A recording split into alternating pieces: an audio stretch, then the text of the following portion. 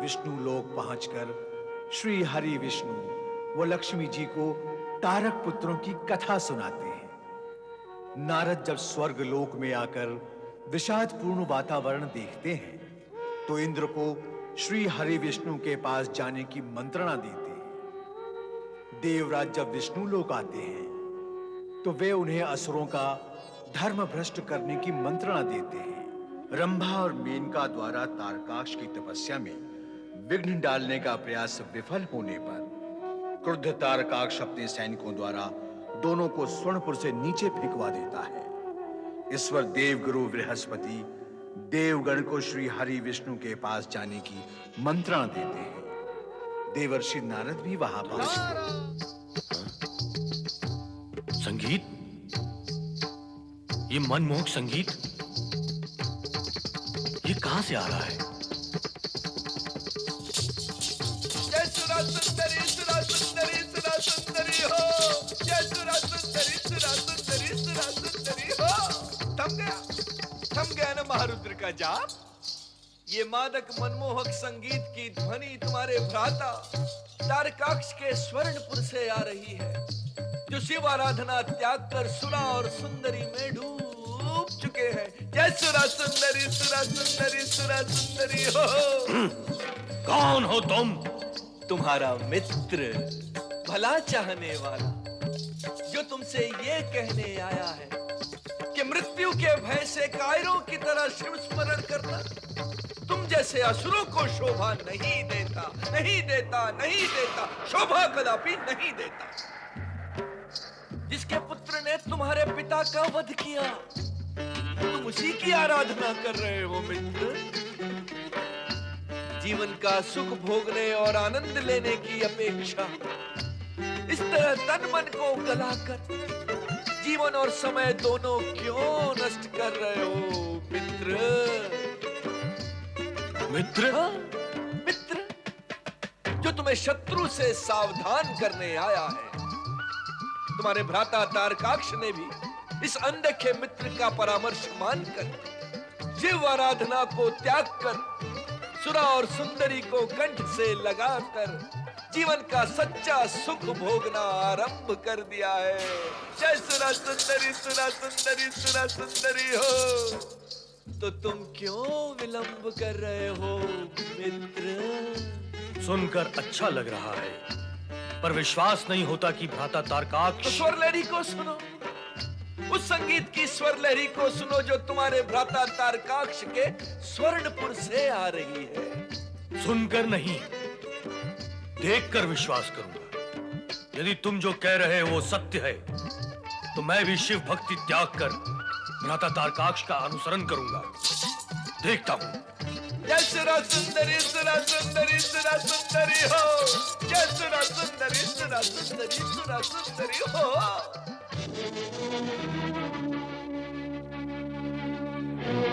भ्राताश्री, कमलाक्ष, सुरा और सुंदरी ही असुरों के जीवन का एकमात्र लक्ष्य है, न कि शिव आराधना। सुरा सुंदरी, आरंभ करो। तो मित्र नहीं, कपटी हो, छलना चाहते हो मुझे। शांति शांति शांति। क्रोध मस्तक के भीतर तभी प्रवेश करता है जब बुद्धि बाहर आ जाती है। क्रोध को मस्तक से बाहर रखो, बुद्धि स्वयं भीतर पहुंच जाएगी और तब तुम्हें पता चलेगा कि मैंने जो कुछ कहा है वो सत्य है। सत्यम वद धर्मम चर। कोई प्रमाण है तुम्हारे पास? प्रमाण वो भी मिल जाएगा। तुम मेरे साथ चलो और देखो कि तुम्हारे दोनों ज्येष्ठ भ्राता शिव भक्ति त्याग कर जीवन के सच्चे सुख की प्राप्ति के लिए किस प्रकार सुरा और सुंदरी में लिप्त है। जय सुरा सुंदरी सुरा सुंदरी सुरा सुंदरी हो। ये भी देखना कि उन्होंने कुबुद्धि को त्याग कर किस प्रकार सुबुद्धि सुंदरी को गले लगाया है। दोनों कितने सुखी हैं और दोनों चाहते हैं कि उनका छोटा भ्राता विद्युन्माली भी उसी प्रकार सुखी रहे। तो आओ विद्युन्माली, अपने सुखी होने का मार्ग प्रशस्त करो। आओ। जय सुरा सुंदरी सुरा सुंदरी सुरा सुंदरी प्रभु, जय सुरा सुंदरी सुरा सुंदरी सुरा सुंदरी प्रभु।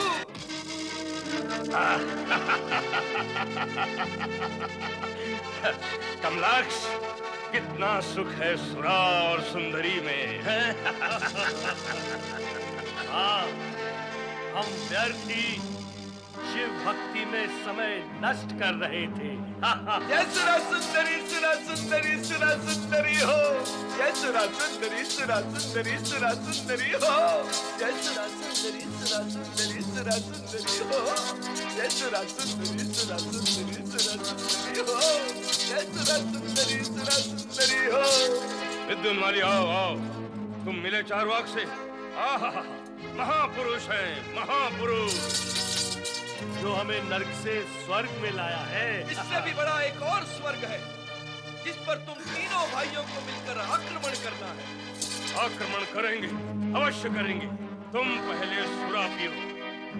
बैठो विद्युन्माली, बैठो, सुरा पान करो। जय सुरा सुंदरी सुरा सुंदरी सुरा सुंदरी हो।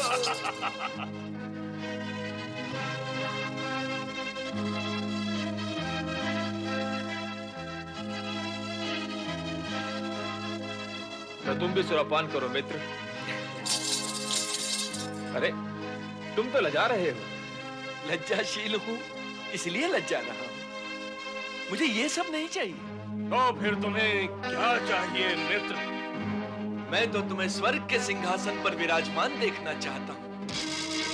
मैं तारकासुर का पुत्र तारकाक्ष अपने भाई कमलाक्ष एवं विद्युन्माली के साथ मिलकर स्वर्ग पर आक्रमण करने की घोषणा करता हूँ।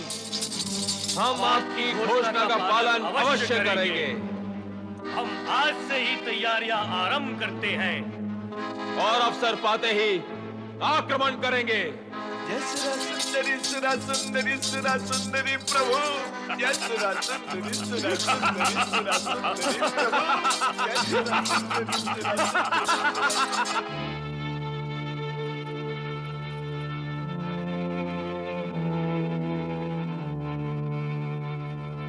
अब तक कोई समाचार प्राप्त नहीं हुआ स्वामी।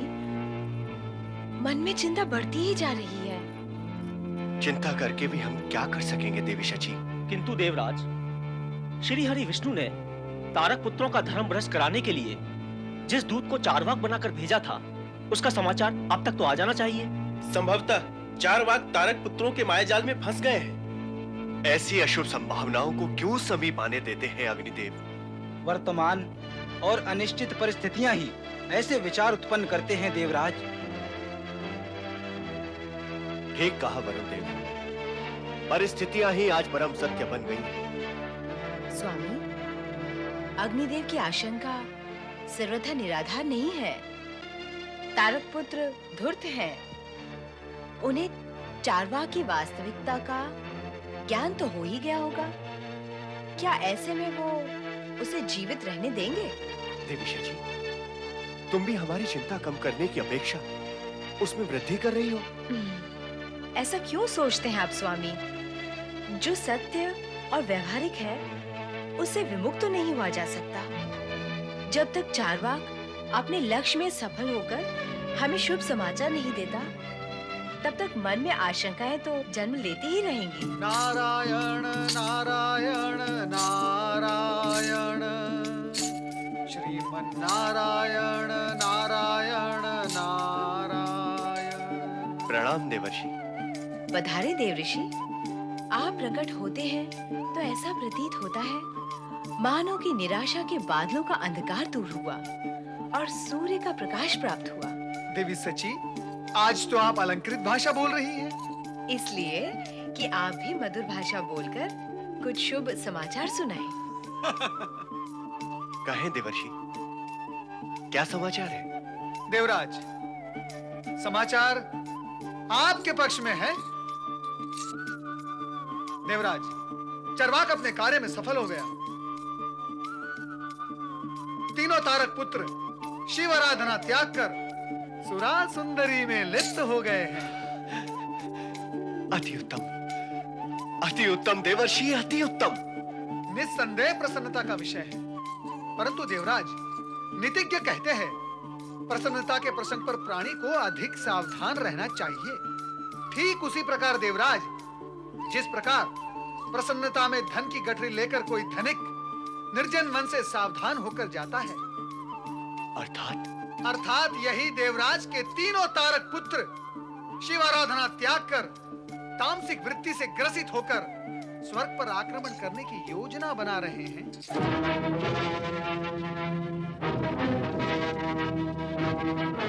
नारायण नारायण नारायण नारायण। पालनहार भगवान श्री हरि विष्णु रक्षक है तो चिंता कैसी देवराज। आप भगवान श्री हरि विष्णु पर विश्वास रखें, सब कल्याण ही कल्याण होगा। वे तारक पुत्रों की योजना कभी सफल नहीं होने देंगे।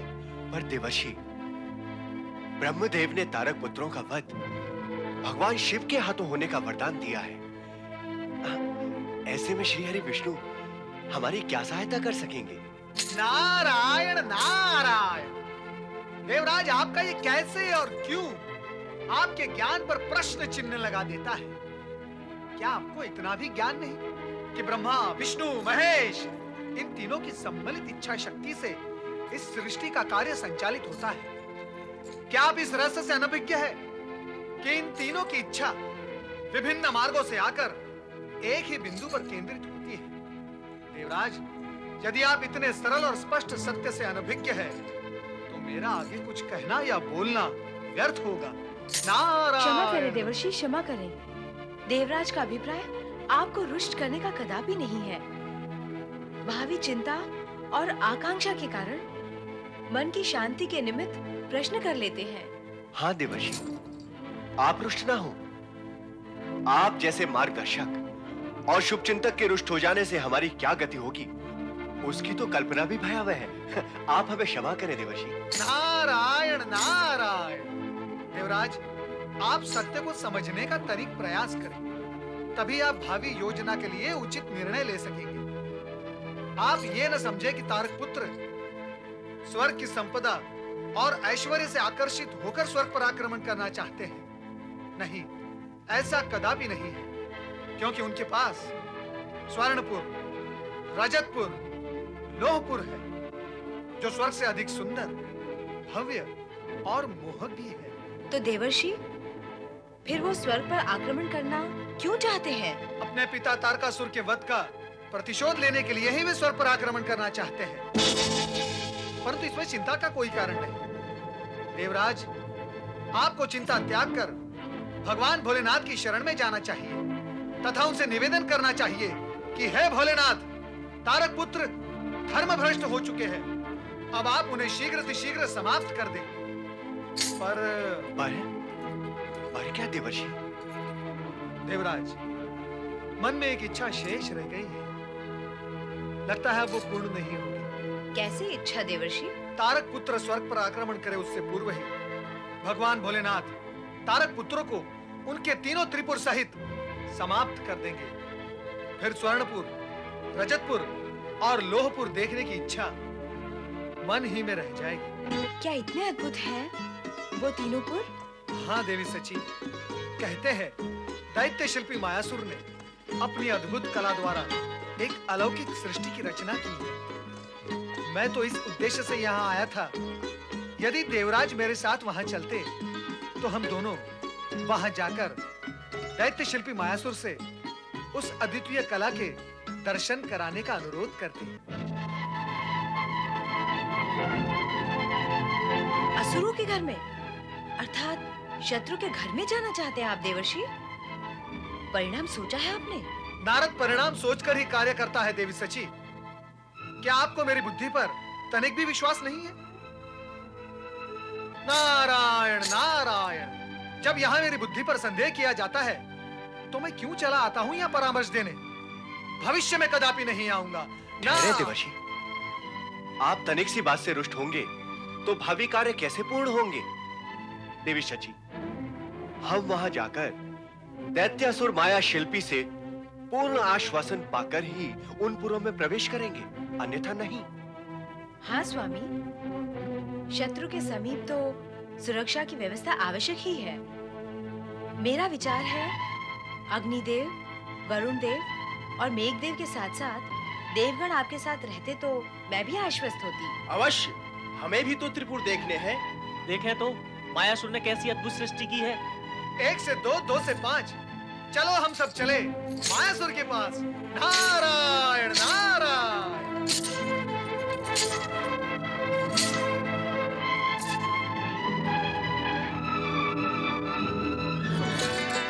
कितनी अद्भुत और अनूठी रचना है। सचमुच देवर्षि, ऐसी अनोखी रचना तो हमने स्वर्ग में भी नहीं देखी। चमत्कार, चमत्कार है ये। और ऐसे चमत्कार को कौन नमस्कार नहीं करेगा? चमत्कार है ये। हे शिल्पी श्रेष्ठ मायासुर, आपकी प्रतिभा का वर्णन करना संभव नहीं। आपकी योग्यता का कोई जोड़ नहीं और आपकी शिल्प की ऊंचाई का कोई अंत नहीं। हे शिल्पी श्रेष्ठ, आपने देव शिल्पी विश्वकर्मा को इसी क्षेत्र में योजनों पीछे छोड़ दिया। देवर्षि, आप देवराज इंद्र और देवगण के साथ यहाँ आए, मेरी कला की प्रशंसा की, मुझे अच्छा लगा, मैं प्रसन्न हुआ, किंतु मैं आशंकित, भयभीत और आश्चर्यचकित हूँ। आप सभी को यहाँ देखकर, आपका यहाँ आने का उद्देश्य, आपका संबंध। वही तो शिल्पी श्रेष्ठ मायासुर, वही तो संबंध। देवों और दानवों के संबंध अकारण ही कटु हो गए हैं। इसके उपरांत भी रजतपुर, स्वर्णपुर और लोहपुर की अद्भुतता की चर्चा सुनकर उस त्रिपुर को देखने के लिए हम लालायित हो उठते हैं। हमारी लालसा कटुता को लांघकर हमें यहाँ तक ले आई शिल्पराज। केवल आपके शिल्प के आकर्षण से हमने सारे दुष्परिणामों को बिसरा दिया। तो क्या ऐसे में आपके सहयोग से हमें त्रिपुर को देखने का सौभाग्य प्राप्त हो सकेगा? आपका विचार मग्न होना हमारे लिए चिंता का कारण है शिल्पराज। एक उपाय है, हम आपकी कला का आनंद लेने आए हैं, अर्थात हमारे मन में सद्भावना है, दुर्भावना नहीं। इसलिए हम आपके अतिथि हुए, और यदि आप अपने अतिथि को त्रिपुर दिखाएंगे, इसमें तारक पुत्र को क्या आपत्ति हो सकती है? वो हमारे विरुद्ध आचरण नहीं करेंगे। हाँ, उचित कहा आपने। आप यहाँ शिल्प की वो श्रेष्ठता और अद्भुतता देखने आए हैं जिसकी रचना मैंने की है। मेरी रचना की प्रशंसा अर्थात मेरा सम्मान करने वाले मेरे अतिथियों से तारक पुत्रों का भला क्या विरोध हो सकता है? मैंने उनके लिए ऐसी अनूठी रचना करके उनके ऊपर एक महान उपकार किया है। मेरे इस उपकार के भार के नीचे रहकर मेरे अतिथियों के साथ अनुचित व्यवहार कदापि नहीं करेंगे। आपके सम्मान का उत्तर सम्मान से देने के लिए सर्वप्रथम मुझे भी आपके साथ उचित व्यवहार करना होगा। आप सब मेरे साथ आए।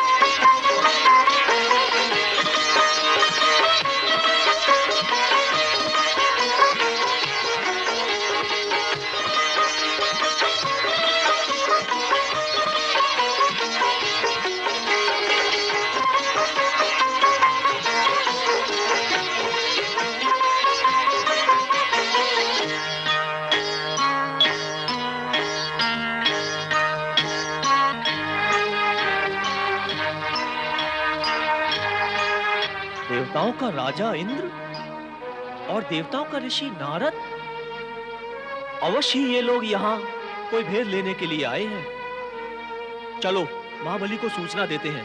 आपने सत्य ही कहा था देवर्षि। स्वर्णपुर की तुलना में स्वर्ग की शोभा तो कुछ भी नहीं है। रजतपुर और लोहपुर इससे अधिक शोभापूर्ण है। हम शोभा ही तो देखने आए हैं यहाँ। मैं वहां ले जाकर अवश्य ही आपको इसकी भव्यता दिखाऊंगा। आइए, आप रजतपुर की शोभा देखिए।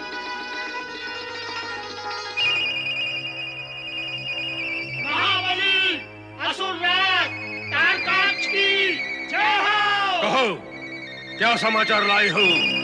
महाबली, देवताओं का राजा इंद्र और देवताओं का ऋषि नारद मायासुर के साथ मिलकर हमारा त्रिपुर देख रहे हैं। और मायासुर के साथ देवता और त्रिपुर में हमें सूचित किए बिना ही और वो सब रजतपुर की ओर गए हैं। महाबली, हो सकता है त्रिपुर का कोई भेद लेने आए हो। नहीं।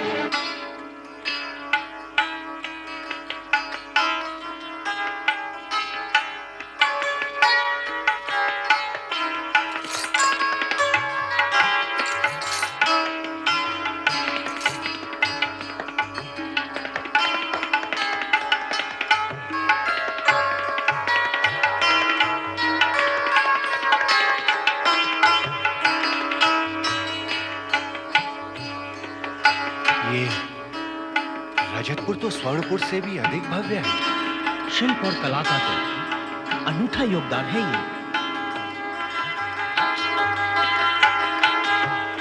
स्वर्णपुर की प्रशंसा में सारे शब्द समाप्त हो गए। अब रजतपुर की प्रशंसा के लिए शब्द ही शेष नहीं रहे। आइए, अब लोहपुर की ओर चलें।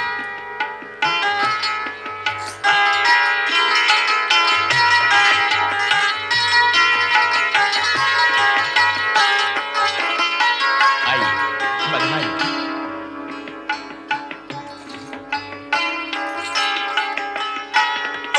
सुंदर, अति सुंदर। स्वर्णपुर से श्रेष्ठ है रजतपुर और रजतपुर से श्रेष्ठ है लोहपुर। मुझे तो तीनों ही पुरुष श्रेष्ठ प्रतीत होते हैं देवर्षि। सत्य तो ये है कि ये निर्णय ही नहीं किया जा सकता कि कौन सा पुर सर्वश्रेष्ठ है। यही तो चमत्कार है शिल्पी श्रेष्ठ मायासुर की शिल्प कला का। हमने तीनों ही पुर देखे, बहुत आनंद आया। अब हमें प्रस्थान करना चाहिए। शिल्पी श्रेष्ठ मायासुर, हम आपकी सद्भावना के बहुत बहुत आभारी हैं। जो कष्ट और कृपा कर आपने हमें अपनी उत्कृष्ट कला के उत्कृष्ट दर्शन कराए, उसके लिए बहुत बहुत आभारी हैं। आभारी तो मैं हूं आपका कि आपने यहाँ आकर मेरा और मेरी कला का सम्मान किया। धन्य हो शिल्पी श्रेष्ठ मायासुर, धन्य हो। तुम तो देवताओं से सम्मान प्राप्त करके आभारी हो गए, पर हम हमारे विश्वासघात के भार से भारी हो गए हैं। विश्वासघात? कैसा विश्वासघात महाबली? अरे इसका भी क्या कोई रंग रूप जाति व दिन होता है? अरे गोद में बैठकर आंखों में उंगली डालने को ही विश्वासघात कहते हैं। शत्रु को अपना भेद बताकर हमें विपदा में डालते हुए हमें तनिक भी लाज नहीं आई मायासुर। अगर लाज होती तो आज ऐसा कार्य ही क्यों करते जिससे कि शत्रु प्रसन्न हो और मित्र अप्रसन्न। मैंने तो ऐसा कुछ किया नहीं। देवराज और देवर्षि त्रिपुर की शोभा चर्चा सुनकर यहाँ इसे देखने के लिए आए हैं। बिना किसी राजनीति, कूटनीति, रणनीति अथवा शत्रु भाव की भावना के बिना केवल कला और शिल्प का ही।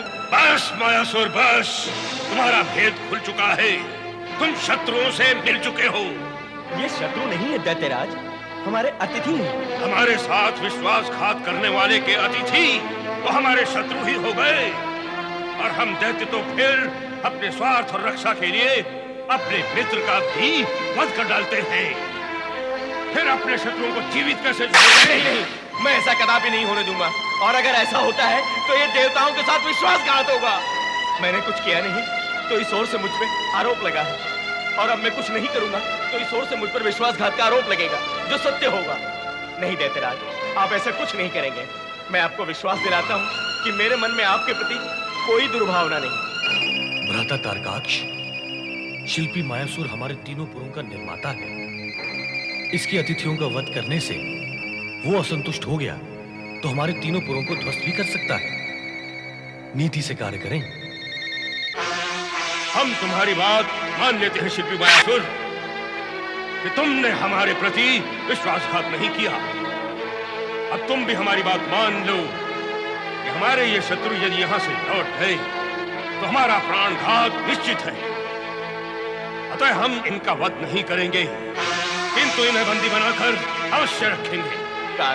कारण यही कि यदि ये यहाँ से चले गए तो हमारे सारे भेद देवताओं को बतला देंगे और वो सब मिलकर हम पर आक्रमण कर देंगे और हम सब नष्ट हो जाएंगे।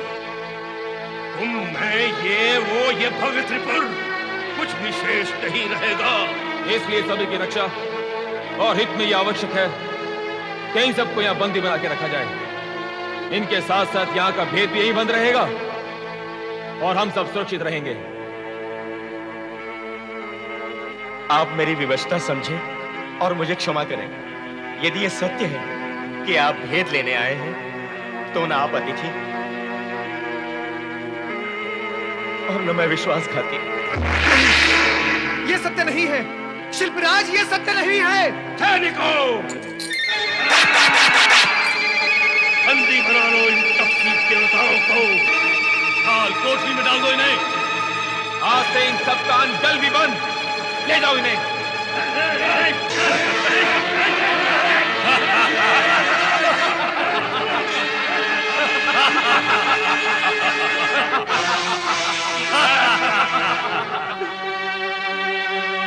परमपिता, परमपिता, परमपिता,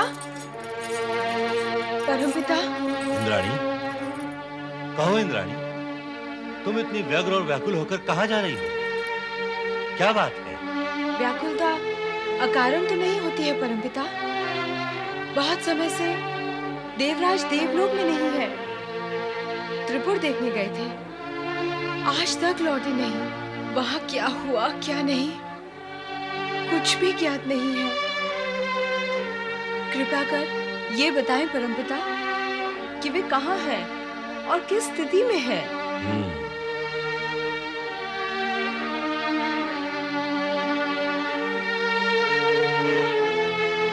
क्या स्थिति है परमपिता?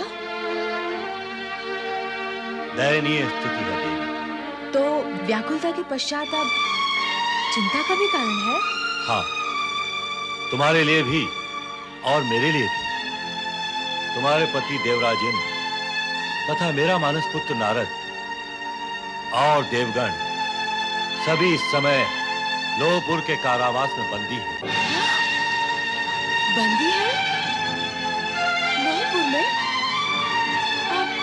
अब क्या होगा परमपिता? क्या उपाय है उनकी मुक्ति का?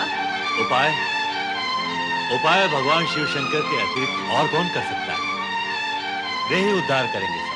तो फिर चलिए परमपिता, हम दोनों कैलाश चलते हैं। अद्भुत। ब्रह्मदेव और इंद्राणी अनेक बार कैलाश पर आए हैं।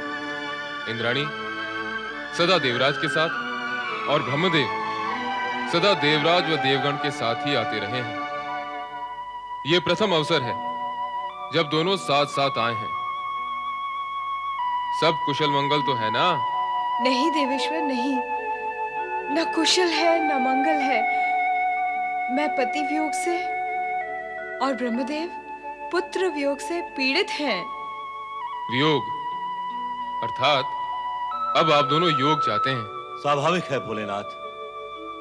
उन दुष्ट असुरों ने नारद, देवराज एवं देवगण सभी को लोहपुर के कारावास में बंदी बना रखा है। पर ब्रह्मदेव, उनको वहां लोहपुर जाने की क्या आवश्यकता आ पड़ी? क्यों गए थे वे वहां? उत्सुकतावश महादेवी, उत्सुकतावश। वे त्रिपुर की अद्भुत रचना की चर्चा सुनकर वहां की शोभा देखने चले गए थे। देवऋषि नारद गए हैं तो केवल वहां की शोभा देखने नहीं गए होंगे, अवश्य अपनी लीला का प्रसार करने गए होंगे। लीला का प्रसार करना नारद के वश में नहीं है देवी। उसकी लीला भी भगवान भोलेनाथ की इच्छा एवं लीला का ही अंग है। देवाधिदेव, कृपा कर देवर्षि नारद, देवराज और देवगण को कारावास से मुक्त कराएं। मुक्ति की युक्ति तो करनी ही होगी। मेरे वरदान के अनुसार अब आपके द्वारा उन तीनों असुरों के संहार का समय आ गया है भोले शंकर। धर्म भ्रष्ट, उन तारक पुत्रों के संहार के लिए प्रस्थान करें। हाँ ब्रह्मदेव, योग, वियोग और संयोग तीनों समानांतर चल रहे हैं। इनकी गति, दशा और दिशा तीनों को तोड़ना आवश्यक है। आप शीघ्र सर्वदेवमय रथ की रचना की व्यवस्था करें। अवश्य शिव शंकर, अवश्य। मैं यथाशीघ्र विश्वकर्मा के पास पहुंचकर सर्वदेवमय रथ की व्यवस्था करता हूं। ना जाने किस परिस्थिति में होंगे देवराज।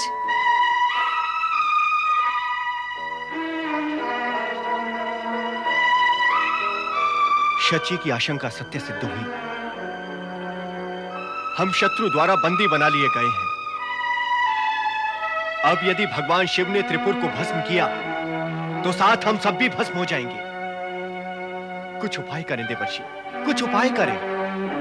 देवराज, अधीर होने से कष्ट का आकार और भार बढ़ जाता है। तो घटता कैसे है देवर्षि? विश्वास और मानसिक संतुलन रखने से, भगवान भोलेनाथ पर श्रद्धा रखने से, यदि हम सच्चे दिल से भगवान भोलेनाथ को पुकारेंगे तो वे हमें अवश्य इस कष्ट से उबारेंगे। हाँ देवर्षि, मुझे भी यही लगता है कि यदि इस संकट के समय में हम त्रिपुंडधारी की शरण में जाएंगे तो वे अवश्य ही हमारी लाज रखेंगे।